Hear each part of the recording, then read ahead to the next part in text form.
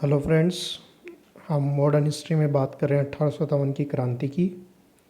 पहले हम देख चुके हैं कि 10 मई को क्रांति शुरू हो गई थी। हालांकि शुरू होने को थी 31 मई को, पर ये 10 मई को ही शुरू हो गई थी। और फिर हमने देखा था कि ये कहाँ कहाँ पर किस किस के नेतृत्व में हुई और कौन से अंग्रेज अधिकारी ने इसको दबाया। तो अब आगे हम देखते हैं 1857 की क्रांति के कारण। इसमें पहला कारण था राजनीतिक कारण। ये आप जानते हैं कि वेलेज़ली ने सहायक संधि बड़े तौर पर लागू करी थी। तो सहायक संधि के द्वारा इन्होंने भारतीय रियासतों को अपने अधीन ले लिया था और इसका चरम विकास किया था डलहौजी ने। डलहौजी ने हड़प नीति उपयोग में लाई थी और इसके द्वारा विभिन्न रियासतों को अपने अधिकार में लेना शुरू कर दिया था। व्यपगत का सिद्धांत, व्यपगत यानी हड़पना। तो ये व्यपगत का सिद्धांत ये डलहौजी ने दिया था। तो ये वास्तव में एक नैतिकता का व्यपगत था, क्योंकि इसके द्वारा अंग्रेज़ किसी भी रियासत को किसी भी समय समाप्त कर सकते थे। ये इसके ऊपर मेन जो मुद्दा बनाते थे वो उत्तराधिकारी का मुद्दा बनाते थे। अगर कोई दत्तक पुत्र लेता था, जैसे झांसी की रानी ने दत्तक पुत्र लिया था, तो ये उस राज्य का ये लोग हड़प कर लेते थे। तो इस कारण भारतीय शासकों में ये भय विद्यमान था और इस कारण कई भारतीय शासकों ने इस क्रांति में भाग लिया। अब आगे देखते हैं कि अनुपस्थित प्रभुसत्ता ने भारतीयों के आक्रोश को और बढ़ा दिया था। अनुपस्थित प्रभुसत्ता इस प्रकार कि जो शासक थे वो अब स्वयं के ऊपर ध्यान देने लग गए थे। उन्हें प्रजा से कोई मतलब नहीं था, क्योंकि सब जगह अंग्रेज़ों ने अधिकार कर रखा था, सब जगह सहायक संधियाँ कर रखी थी। तो शासकों को जनता से कोई लेना देना नहीं होता था। तो इस प्रकार जो प्रभुसत्ता थी वो अनुपस्थित थी। जो जैसा राज्य में चल रहा है वो वैसा ही चलता रहता था। सब कुछ अधिकारियों के ऊपर निर्भर था। शासक स्वयं उसमें कोई रुचि नहीं लेता था। और देखें तो मुग़ल बादशाह की उपाधि छीनने का प्रयास किया गया था, जिससे कि मुस्लिम समाज में असंतोष था। आगे दूसरा कारण प्रशासनिक कारण। सामंत और अभिजात वर्ग के विशेषाधिकार समाप्त कर दिए गए थे। 1856 में अवध में एक मुश्त बंदोबस्त लागू किया गया और इसके तहत जमींदारों की ज़मीनें छीन ली गई और इस कारण सामंतों और जमींदारों में भी आक्रोश उत्पन्न हो गया और उन्होंने क्रांति में भाग लिया। आगे देखते हैं आर्थिक कारण।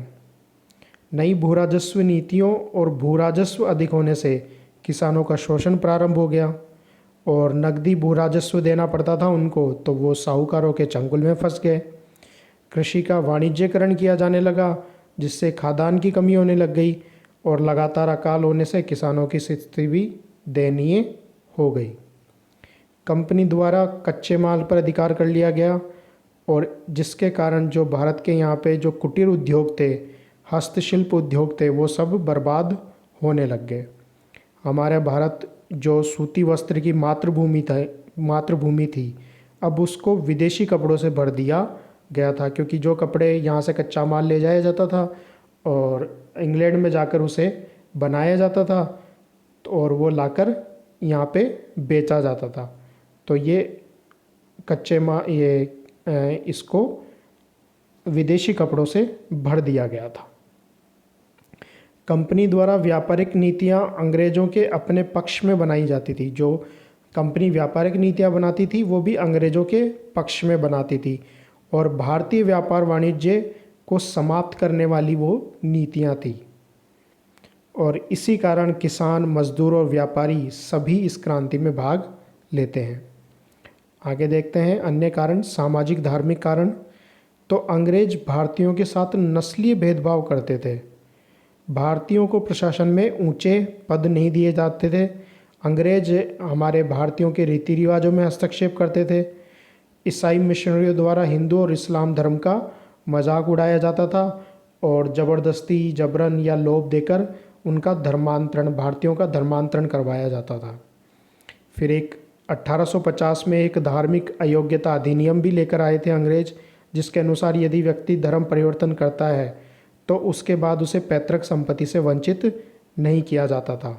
ये वो खुद के लिए लेके आए थे ताकि कोई व्यक्ति अगर ईसाई बनता है, भारतीय कोई व्यक्ति ईसाई बनता है, तो उसे पैतृक संपत्ति से बेदखल नहीं किया जा सके। तो ये ईसाई मिशनरियों का और अंग्रेज़ों का एक धार्मिक रूपांतरण की एक नीति थी। अब देखते हैं आगे सैनिक कारण। तो भारतीय सैनिकों को अंग्रेज़ों के समान वेतन और सुविधाएं प्रदान नहीं की जाती थी। 1854 में डाकघर अधिनियम आया, जिसके द्वारा सैनिकों की जो निःशुल्क डाक सेवा थी वो अब बंद कर दी गई थी। इसी प्रकार 1856 ईस्वी में सामान्य सेवा भर्ती अधिनियम लाया गया।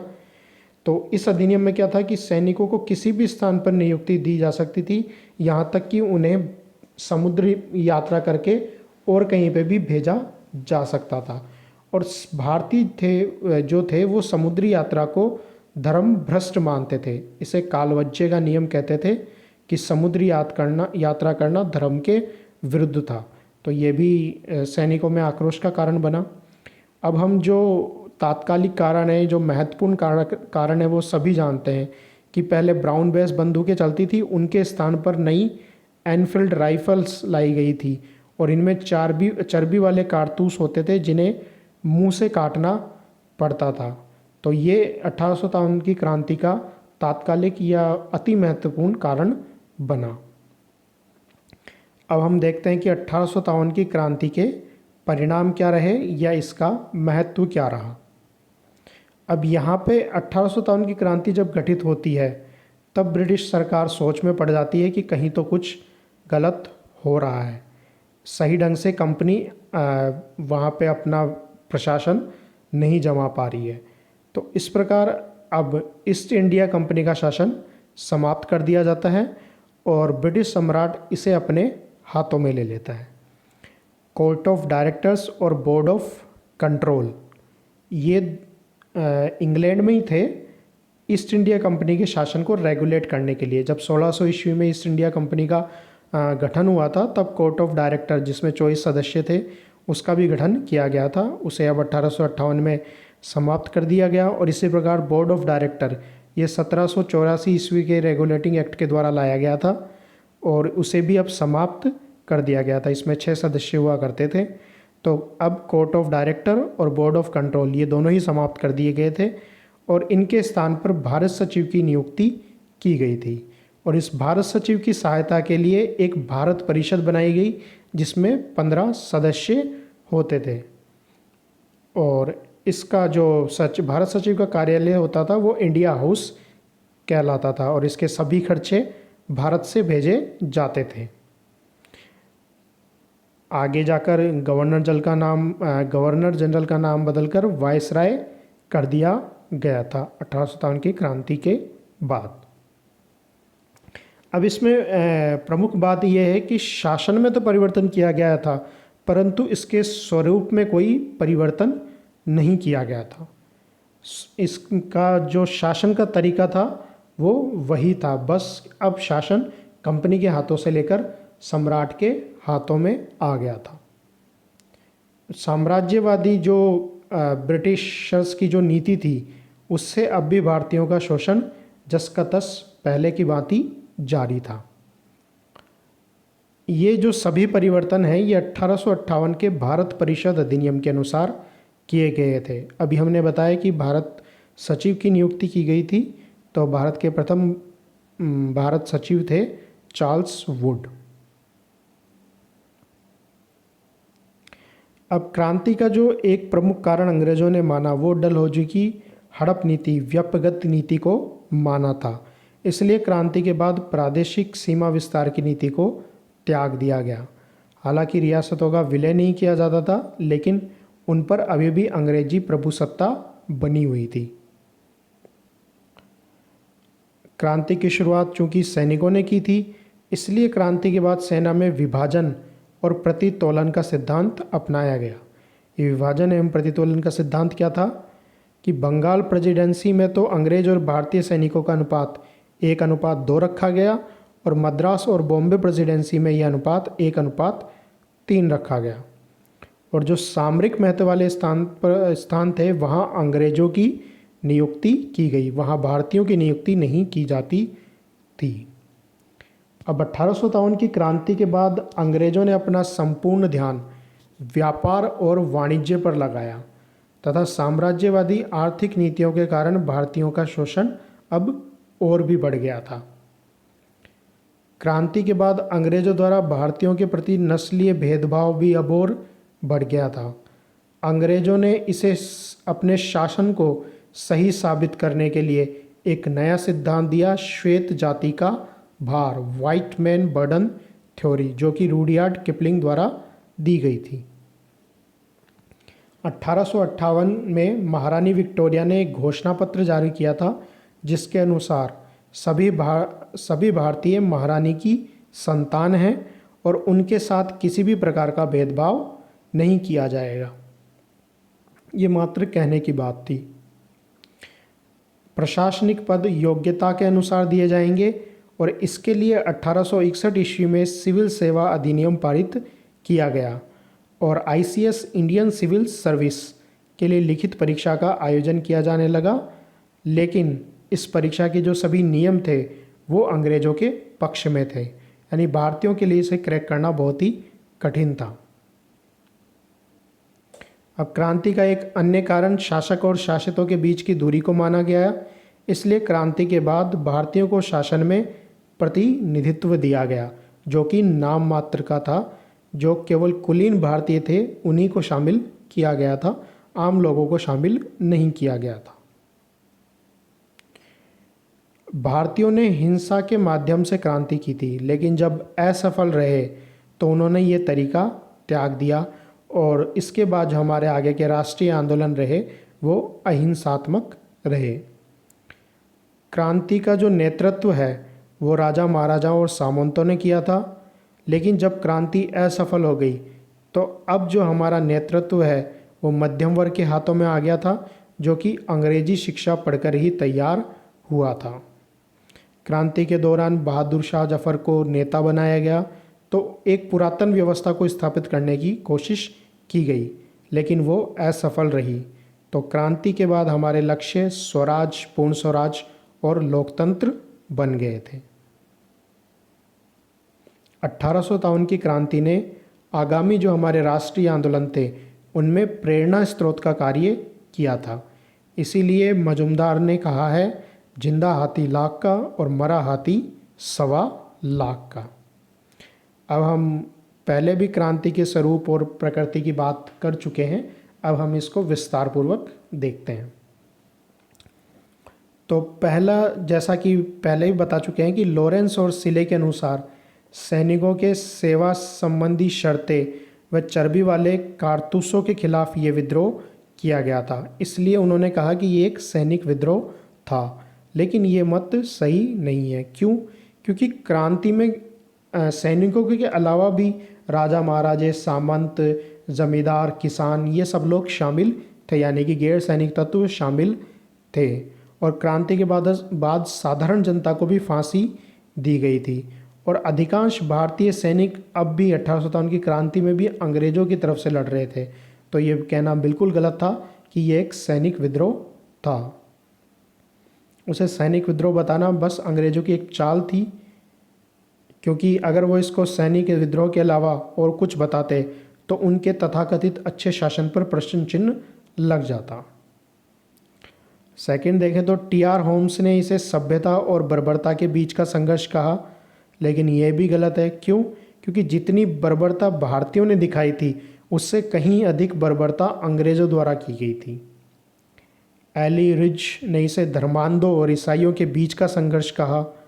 आउटरम और टेलर ने इसे हिंदू मुस्लिम षड्यंत्र बताया, लेकिन ये मात्र उनकी संकीर्ण मानसिकता का परिचायक रहा, ऐसा कुछ भी नहीं था।